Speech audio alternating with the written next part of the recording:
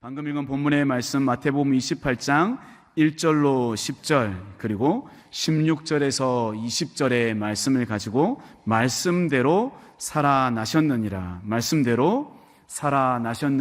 라는 제목으로 말씀 증거하겠습니다.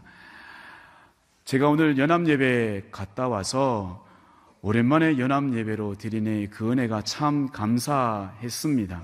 그런데 집사람에게 갔다 와서 제가 이렇게 물어봤습니다. 그래도 앞에 있던 목사님보다 옆에 있는 목사가 발음도 분명하고 얼굴도 좀 더 낫지 하니까 그래요 그러더라고요.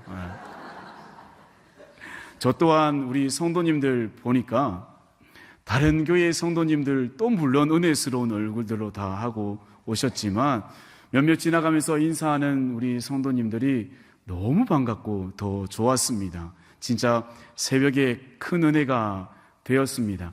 이렇게 왜 앞에서 설교하는 그 어떤 목사보다 옆에 있는 남편이 또 그리고 여러 더 잘난 다른 성도들보다 내 눈에 보이는 이 성도님들이 더 은혜롭고 더 즐거워 반가워 보일까요? 그것은 정체성이나 공동체성이 함께이기 때문입니다.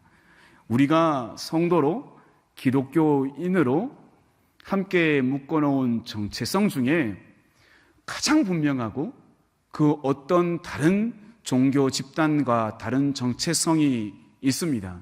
그것은 부활입니다.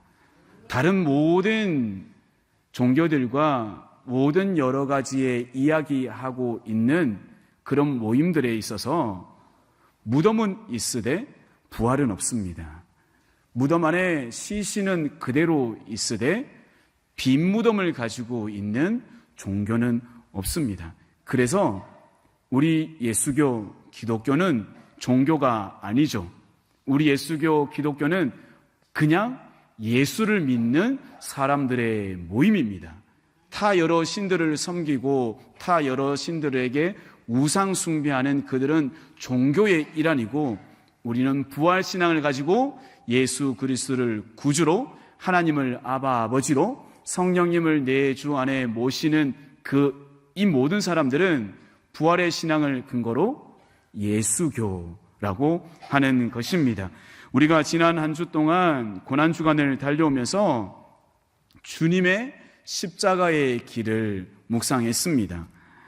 빌립보서에서 하나님의 겉옷을 벗으시고 가장 낮은 곳까지 내려오신 예수님을 보며 그 예수님의 하향성을 함께 봤었죠. 그리고 겟세마네에서 피땀 흘리시며 기도하실 때 내 뜻대로 마시고 아버지의 뜻대로 하옵소서라고 기도하신 처절한 예수님의 결단의 현장도 보았습니다. 그리고 수요일 날에는 이사야 53장을 통해서 그가 찔림은 우리의 허물 때문이요 라고 하며 십자가의 이유를 살펴보았죠. 성금요일 새벽에는 어땠습니까? 다 이루었다 그렇게 고백하시는 예수님을 보고 머리를 숙이시는 주님의 그 마지막 순간을 우리가 함께 달려왔습니다. 자, 이제 이후에 아리마대 요셉이 예수님의 시신을 거두었습니다. 그리고 새로운 무덤, 아무도 한 번도 그 무덤에 장사 지낸 바 없는 그 무덤에 안치했습니다. 무덤의 입구에는 그리고 큰 돌을 굴려서 막았고 토요일 하루가 지났습니다. 세상에서 가장 길고 어두운 토요일이었습니다. 그래서 이 토요일을 가리켜서 절망의 토요일, 블랙 세러데이 그렇게 이야기도 합니다. 제자들은 두려움에 떨며 숨어 있었습니다. 당연하죠.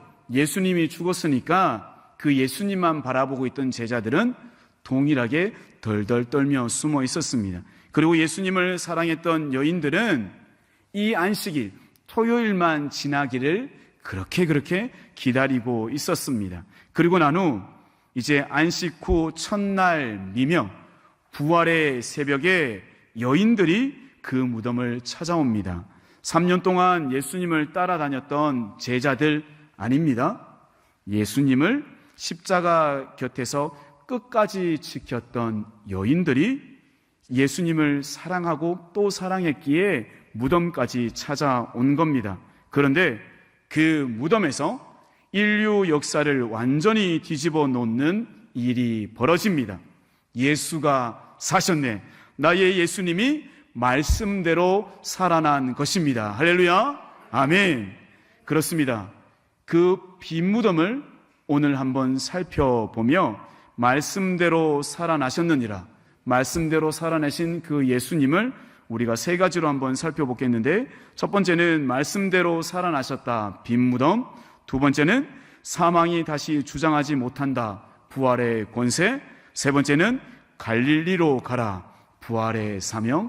이렇게 한번 살펴보겠습니다. 첫 번째로 말씀대로 살아나셨다, 빈 무덤을 우리가 먼저 보겠습니다. 2절 말씀입니다. 제가 읽습니다. 큰 지진이 나며 주의 천사가 하늘로부터 내려와 돌을 굴려내고 그 위에 앉았는데, 천사가 왜 돌을 굴려냈을까요? 부활하신 예수님이 그 무덤에서 나올 수 있도록 돌을 굴려냈을까요? 아니죠. 신령한 몸으로 부활하신 예수님은 공간적, 시간적인 제한을 받지 않습니다. 그래서 돌문이 닫혀 있든지 열려 있든지 아무런 상관이 없습니다. 천사가 돌을 굴려놓은 이유는 단 한 가지죠. 무덤을 찾아온 그 여인들이 그 안에 들어가서 빈 무덤을 직접 보고 확인하라고 돌 무덤에 이 돌 입구를 치워 놓은 겁니다.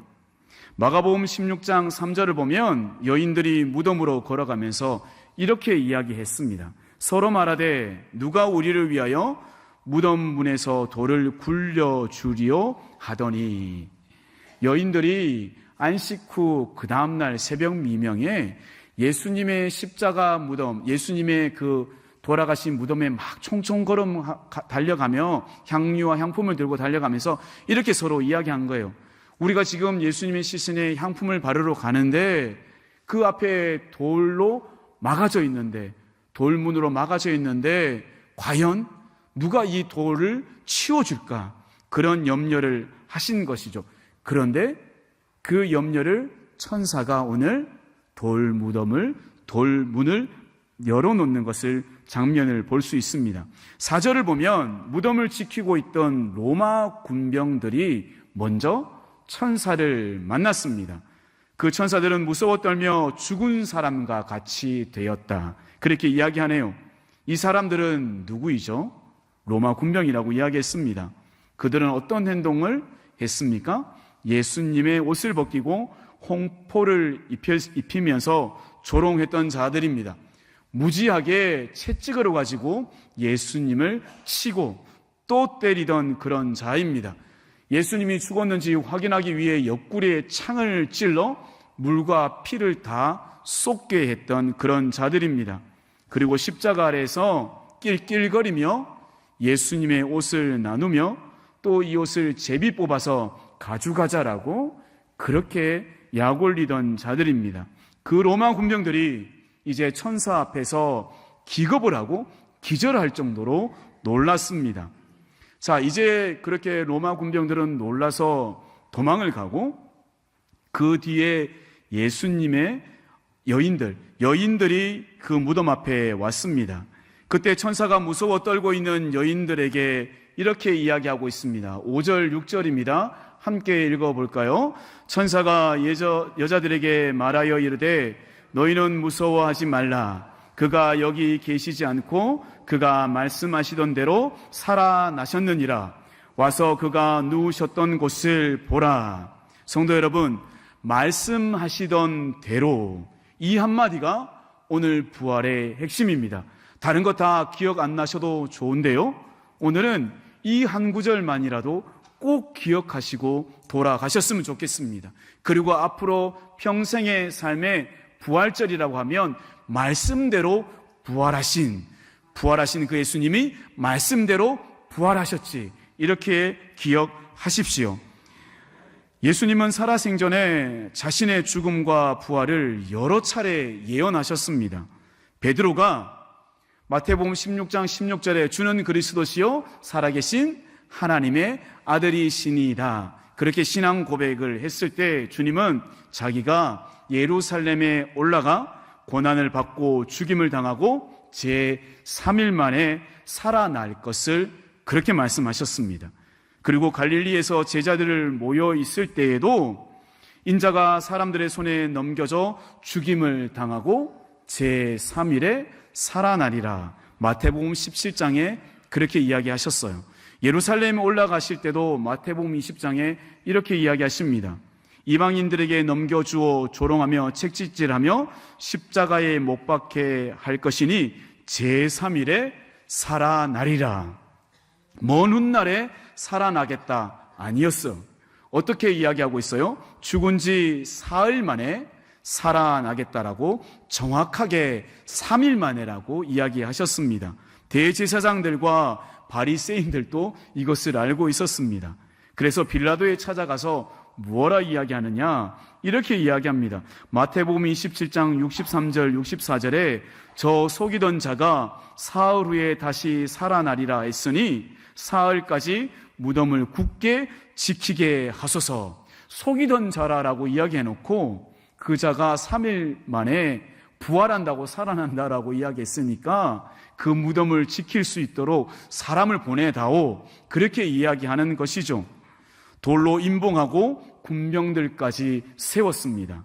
그럼에도 불구하고 예수님은 말씀하신 대로, 그가 예언한 대로 죽은 지 3일 만에 부활하셨습니다.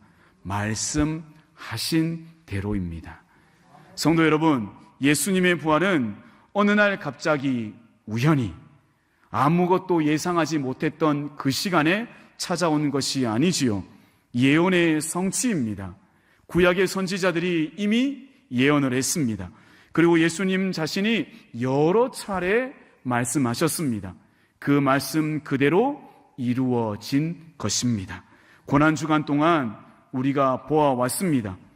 예수님이 하신 말씀은 하나도 땅에 떨어지지 않는 것을 우리가 십자가의 길 여러 시리즈를 통해서 보아왔었죠. 겟세마네에서 이렇게 예수님이 이야기하셨어요.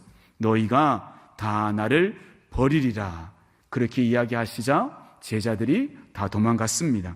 닭이 울기 전에 내가 3번 나를 부인하리라 라고 베드로에게 이야기했는데 베드로는 정확하게 3번 예수님을 부인했었죠. 예수님은 말씀하시고 그 말씀하신 대로 이루시는 분입니다. 그래서 예수님이 뭐라고 하셨을까요? 이렇게 이야기하시네요. 천지는 없어질지언정 내 말은 없어지지 아니하리라. 사랑하는 성도 여러분, 예수님의 부활은 예수님이 말씀하신 대로 이루어진 언약의 성취임을 믿으시고 할렐루야 하시기를 간절히 축원합니다. 적용 질문 드립니다. 나는 지금 하나님의 어떤 말씀을 붙잡고 있습니까? 말씀대로 이루시는 그 하나님을 신뢰합니까? 아니면 내 상황이 어두워서 이번에는 안 될 거야 라고 포기하고 있습니까? 두 번째로, 말씀하신 대로 살아나셨느니라. 두 번째는 사망이 다시 주장하지 못한다라고 그렇게 말씀하시네요. 성도 여러분, 예수님이 부활하시기 전까지 사망은요, 절대 권력이었습니다. 무소불위할 정도로, 하물며 예수님을 죽일 정도로 가장 큰 권력이 있는 폭군이었습니다. 모든 인간은 그 죽음의 권세 앞에 무릎을 꿇어야 했습니다. 히브리서 기자가 이렇게 이야기합니다. 히브리서 2장 15절입니다. 또 죽기를 무서워함으로 한평생 매여 종노릇하는 모든 자들을 놓아주려 하심이니. 부활의 생명이 없는 자들, 예수님이 부활 직전에 있던 모든 자들은 죽음을 무서워하기 때문에 한평생 죽음에 매여 종노릇할 수밖에 없었습니다. 그런데 이제 그 종노릇하던 권세, 사망의 권세가 우리를 주장하지 못하게 되었습니다. 바울은 이렇게 선언합니다. 로마서 6장 9절 말씀 우리 힘차게 읽어보겠습니다. 이는 그리스도께서 죽은 자 가운데서 살아나셨음에 다시 죽지 아니하시고 사망이 다시 그를 주장하지 못할 줄을 알미로라. 아멘. 다시라는 말에 우리가 주목해야 합니다. 다시 주장하지 못한다. 다시 죽지 아니한다. 이전에는 분명한 때가 있었는데 주장하던 때가 있었어요. 사망이 그 권세를 펄펄 끓는 혈기로 모든 사람을 무릎 꿇게 할 때가 있었습니다.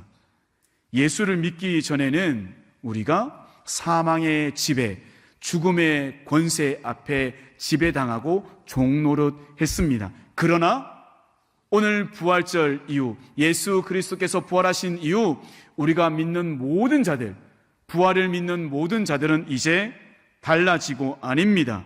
왜 더 이상 사망이 권세를 부리지 못하고 사망이 주장하지 못할까?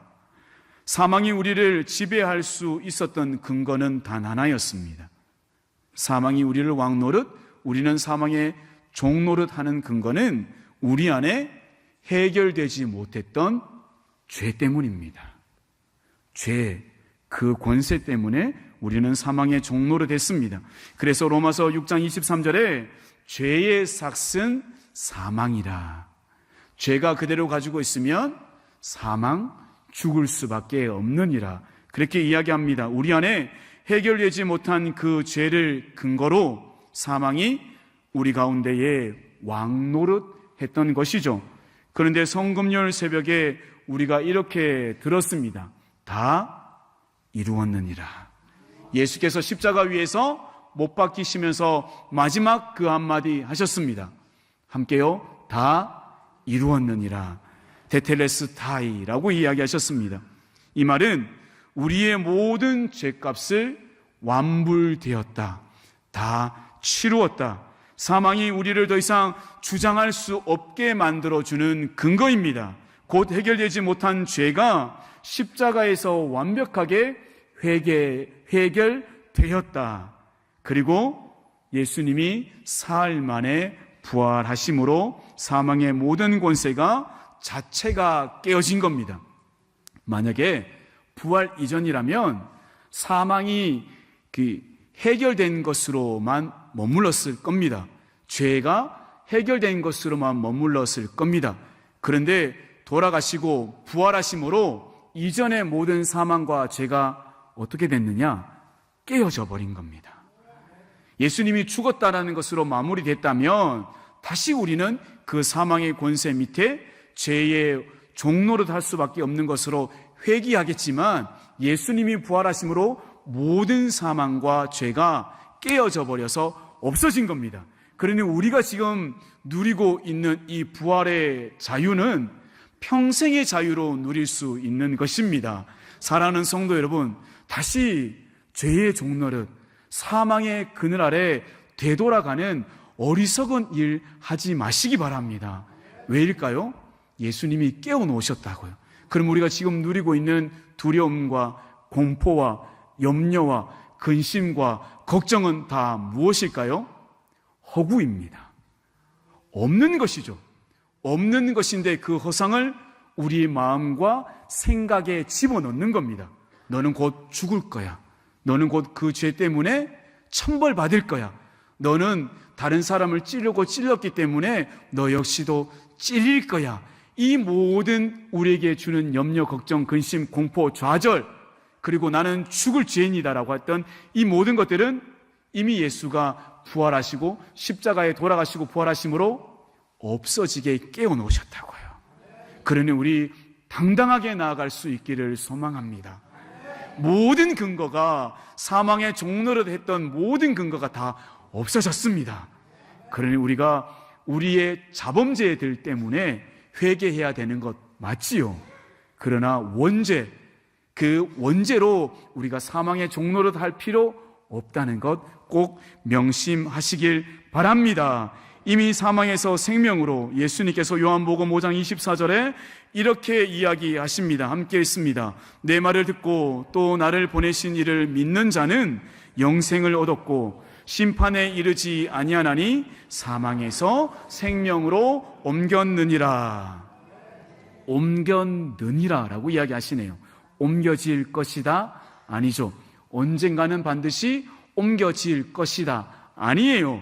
옮겼느니라, 이미 완료되었다 이야기하십니다. 우리가 예수를 믿는 순간 우리의 영이 사망에서 어디로요? 생명으로요. 우리를 아멘, 구주, 제가 늘 자주 하는 이야기죠. 예수 그리스도를 무엇으로?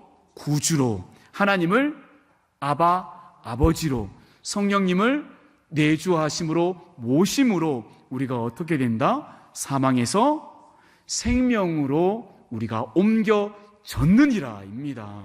그러니 다시 절대로 이것은 회귀하고 돌아가지 않습니다. 한번 우리의 이름이 생명책에 기록되어서 사망에서 생명의 이름으로 기록되어진다면 그 어떤 행위와 어떤 것으로도 다시 그 이름이 왕노릇하던 종 밑에 들어가지 않습니다. 이것이 바로 우리가 소망을 품을 수 있는 것입니다. 그러면 이제 우리에게 남은 것은 무엇일까요? 안타깝게도 육신의 옷을 입고 있기 때문에 육신의 죽음은 남아 있습니다. 날로 날로 후패해져 갈 수밖에 없는 우리의 육신을 보고 있는 겁니다. 우리도 죽습니다. 그러나 육체의 죽음도 우리를 영원히 가둘 수 없습니다. 왜일까요? 주님이 다시 오실 그날에 우리 육체 역시도 영광스러운 모습으로 부활하기 때문입니다. 그러니 얼굴에 웬만하면 칼 대지 마십시오. 칼 대서 오랜 시간 동안 살아있다 부활하면 칼된 얼굴로 부활할까요? 칼대기 전의 얼굴로 부활할까요? 상상에 맡기겠습니다. 우리가 왜 죽습니까? 다시 살아나기 위해서 죽지 않습니까? 이것이 부활 신앙입니다. 여러분에게 잠깐 말씀 하나 드리겠는데, 예수님의 오시는, 예수님의 초림에 관련된 이 예언과 증거는 한 300회 정도 성경에 쓰여 있습니다. 그러면 재림에 관련된 이야기는 여러 가지 응용되고 또 여러 가지의 형태로 쓰여져 있는데 대충 얼마 정도 쓰여 있을까요? 초림이 300회니까 재림은 대충 조금 더 이렇게 이야기하는 거 봐서는 좀 더 강조됐을 것 같은데 무려 1500회에서 1800회 정도로 보고 있습니다. 그러니까 5배에서 6배나 재림에 관련된 이야기가 더 많습니다. 근데 우리는 자꾸 이전의 초림에만 머물러 있지는 않을까요? 마라나타, 주 예수여 오시옵소서. 성경에 1500에서 1800 이상이나 말씀하신 대로, 오늘 제목처럼 말씀하신 대로 다시 그분이 오신다라고 분명히 훨씬 더 많은 분량으로 이야기하고 있네요. 그럼 이제 우리는 앞으로 바라볼 재림 예수를 바라보고 예수님 말씀대로 다시 오시옵소서, 그렇게 마음에 소망 두시기를 바랍니다. 적용 질문 드리겠습니다. 나는 지금 무엇을 두려워하고 있습니까? 부활의 주님이 사망을 이기셨는데 우리가 왜 여전히 죽음의 종으로 살고 있습니까? 세 번째로 말씀하신 대로 살아나셨느니라. 그 세 번째는 갈릴리로 가라. 부활의 사명을 주시네요. 7절 말씀 함께 읽어봅니다. 빨리 가서 그의 제자들에게 이르되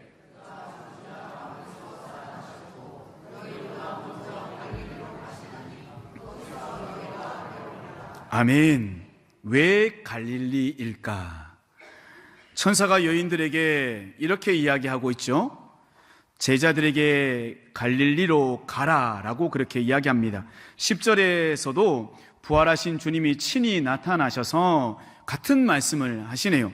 내 형제들에게 갈릴리로 가라 하라. 두 번이나 반복해서 천사가 예수님이 갈릴리라는 곳으로 가라 이야기하십니다.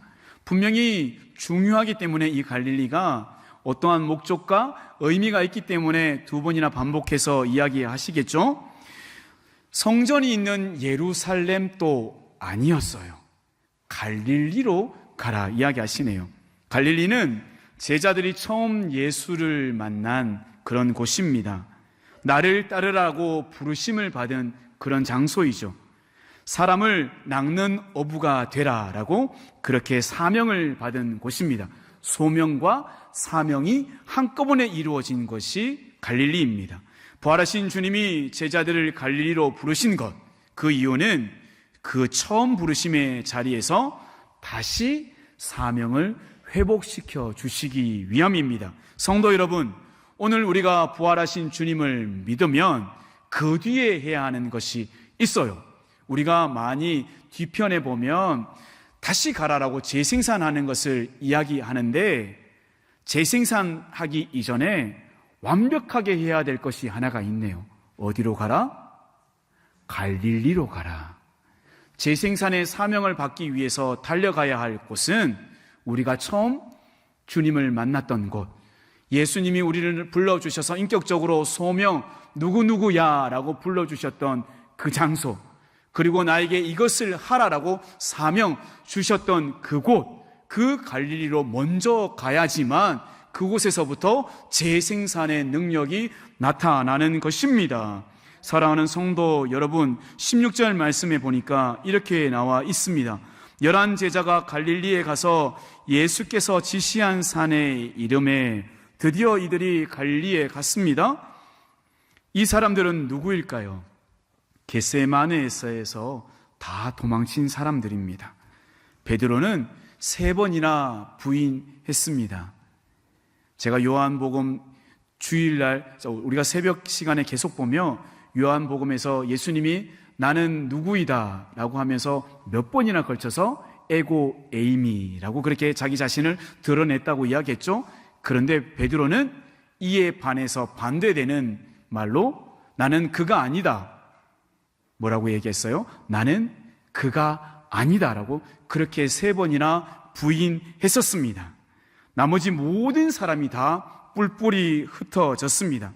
고난주간 내내 우리가 보았던 그 연약하고 부끄러운 제자들이었어요. 그 제자들이 머쓱머쓱거리며 머리를 긁으며 내가 가도 되겠나? 무슨 염치로?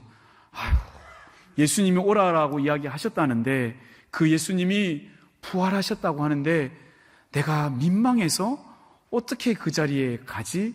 이런 마음도 있었을 거고, 부활하셨다고 내가 눈으로 보기 전까지는 못 믿겠어. 한번 확인하러 가자. 아니야. 분명히 예수님이 십자가에 달리기 전에 우리 3년의 공생의 기간 내내 죽으시고 사흘 만에 부활하신다고 이야기하셨잖아. 그러면 그 말씀대로 이루어지셨을 거야. 한번 가볼까? 여러 가지 마음들을 품고 제자들은요, 갈릴리로 갔을 겁니다. 그런데 부활하신 주님은 그 실패한 제자들을 버리지 않으셨네요. 갈릴리로 가라, 갈릴리로 와라라고 그렇게 이야기하십니다. 처음 나를 불렀던 그 자리로 돌아오라고, 내가 거기서 너를 다시 만나겠다, 그렇게 이야기하고 있습니다. 이것이 부활의 은혜입니다. 실패한 자를 버리지 아니하시고 다시 불러 세워주시는 것, 그것이 부활하신 주님이 처음으로 그 만난 사람들에게 하는 명령입니다. 다시 갈릴리로 가라고 전해라. 그래서 갈릴리에서 제자들을 만나 주십니다. 그리고 위대한 사명을 주시네요. 19절과 20절 말씀입니다. 함께 읽어보겠습니다. 그러므로 너희는 가서 모든 민족을 제자 삼아 아버지와 아들과 성령의 이름으로 세례를 베풀고 내가 너희에게 분부한 모든 것을 가르쳐 지키게 하라. 볼지어다 내가 세상 끝날까지 너희와 항상 함께 있으리라 하시니라. 아멘. 부활의 기쁨을 나 홀로 누리지 말라고, 그 의심이 믿음으로 변경된 것, 그 민망함이 확신으로 돼서 주님이 말씀대로 부활하셨군요 라고 했던 그 믿음이 생성된 것, 이제 그것 너 혼자 누리지 마. 재생산해야 돼. 재생산해야 돼. 근데 우리는요, 어떤 말씀이 가장 눈에 먼저 띄느냐? 내가 세상 끝날까지 너희와 항상 함께 있으리라. 이게 먼저 눈에 띄어요. 그래, 주님이 나와 함께 하셨지, 주님이 내 편이시지, 주님이 나와 동행하시지, 그런 것은 있지만 먼저 전제가 있다는 것 꼭 아셔야 됩니다. 그 전제가 뭐예요? 다시 말씀 한번 띄워주실래요? 그러므로 너희는 가서 모든 민족을 제자 삼아 아버지와 아들과 성령의 이름으로 세례를 베풀고 내가 너에게 분부한 모든 것을 가르쳐 지키게 하라. 이게 먼저 전제라는 거예요. 이런 것들을 하면, 이런 것들을 재생산의 그 사명을 감당하면 비로소 세상 끝날까지 너희와 항상 함께 있으리라 라가 뒤따라오는 겁니다. 그러면 우리 주님과 동행한다라고 늘 아멘 하잖아요. 주님 나와 함께 해 주시옵소서라고 그렇게 기도하잖아요. 새벽마다 우리 자녀를 위해서 뭐라고 기도해요? 주님 어디에 있든지, 저도 늘 주일마다 그렇게 기도하죠. 출타한 우리 자녀들 주님의 몸된 교회 근처에 있게 해달라고, 안식일 주일을 기념하여 주님 앞에 나와서 예배드리는 발걸음 되게 해달라고 그렇게 기도하잖아요. 그렇게 주님과 함께 있는 삶을 살아가게 해달라고 한다면 먼저 무엇을 기도해야 될까요? 주님, 내가 주님의 말씀대로 재생산하는 삶 살도록 도와주세요. 우리의 자녀가 하나님 말씀대로 모든 민족을 제자 삼을 수 있는 포부를 갖게 해 주세요. 아버지와 아들과 성령의 이름으로 우리 풍기제일교회가 세례를 베풀게 해 주세요. 그렇게 기도해야 됩니다. 성도 여러분, 저는 꿈이 있습니다. 우리 풍기제일교회에 가장 가까운 시일 내에 유아 세례를 베푸는 게 제 꿈입니다. 이제 제가 위임 목사가 돼서 당당하게 세례를 베풀 때 우리 제일교회에서 자녀들이 태어나서 그 자녀들에게 유아 세례 베풀기를 같이 기도해 주십시오. 아버지와 아들과 성령의 이름으로 우리가 유아 세례를 베풀며 재생산할 수 있기를 간절히 소망합니다. 그런데 주님은 그냥 가라고 이야기하지 않으셨죠? 20절 말씀에 볼지어다 내가 세상 끝날까지 너희와 항상 함께 있으리라. 부활하신 주님은 멀리 계시지 않습니다. 그 주님은 지금 이 순간에도 성령으로 내주하셔서 우리와 함께 하십니다. 이 약속이 있기 때문에 우리는 말씀 따라 말씀대로 세상에 나아갈 수 있습니다. 적용 질문 드리겠습니다. 여러분 인생의 갈릴리는 어디입니까? 처음 주님을 만난 그 사명을 받았던 그 자리를 기억하고 있습니까? 다시 갈릴리로 향하여 나아갈 준비가 되어 있습니까? 사랑하는 풍기제일교회 성도 여러분, 말씀을 맺겠습니다. 오늘 부활주일 아침 우리는 세 가지로 말씀대로 부활하신 주님을 보았습니다. 첫 번째는 예수님은 하셨던 그 말씀대로 살아나셨습니다. 부활은 우연의 사건이 아니라 예약의 성취입니다. 말씀대로 하시고 말씀대로 이루셨다. 이것을 꼭 평생의 부활절, 부활이라고 하면 수식을 말씀대로 부활하셨다. 이것을 마음속에 품으시길 바랍니다. 그리고 두 번째로 이 부활하신 주님이 모든 죄값을 다 치르고 깨트렸기 때문에 더 이상 우리는 사망이 우리를 주장하지 못합니다. 우리에게 주는 염려, 공포, 두려움, 근심, 걱정, 자살의 충동, 우울, 그리고 여러 가지의 공황장애뿐만 아니라 모든 이 영적인, 정신적인 세력들은 다 허상과 허구입니다. 우리는 이미 죄에서 탈출했습니다.